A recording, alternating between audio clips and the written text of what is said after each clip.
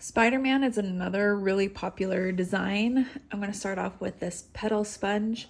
This is easier to do around the eye, but if you use a brush, you can do that too. Just make sure it's not too wet because you don't want it dripping into their eye.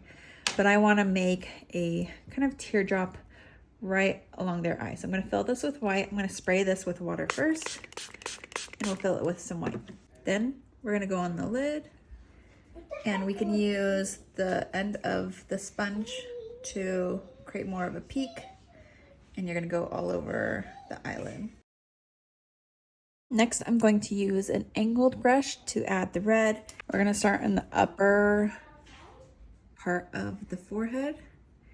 And you're going to curve it down, kind of like an S, right to the corner of the eye. And then you can outline the white that you just did. You can go up and come on the side of it.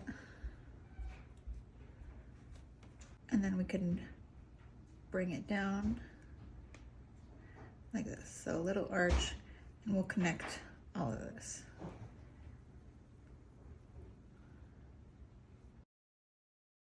And this is nice because you don't have to do the full face. I'm now going to use this stencil to add some texture to the design. I think when you do stencils, if you use a dauber, it works better.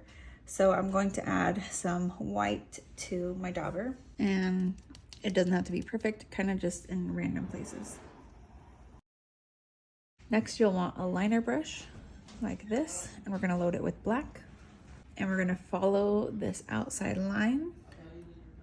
I kind of like it thicker up here, and then I can lift off the page to make it thinner when I come down. So same, we will follow this. Now this can go up past the white and connect like to the hairline. You can kind of connect it up here to round it out. Now we're gonna go a little more than half, so over here. We're gonna kind of curve it and do the same thing and bring it down. And here you can press down, and then as you bring it in, start letting the brush up to make it skinnier. Down. Let it up. Now we can add some webs. So we're just gonna do like curve.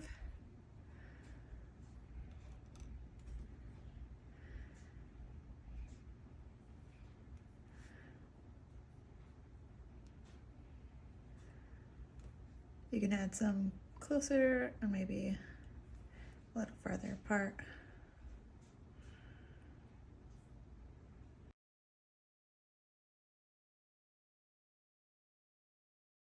Now we can take that same liner brush with white. One thing I like to do is kind of come outside of this black and tie it in. You don't have to do the whole thing, just kind of like out and then make it skinnier. This. We can go underneath. But you're gonna just use the very tip of your brush. You can also take a smaller kind of pointed brush like this. I'm gonna put it on white. And on these ones, you could add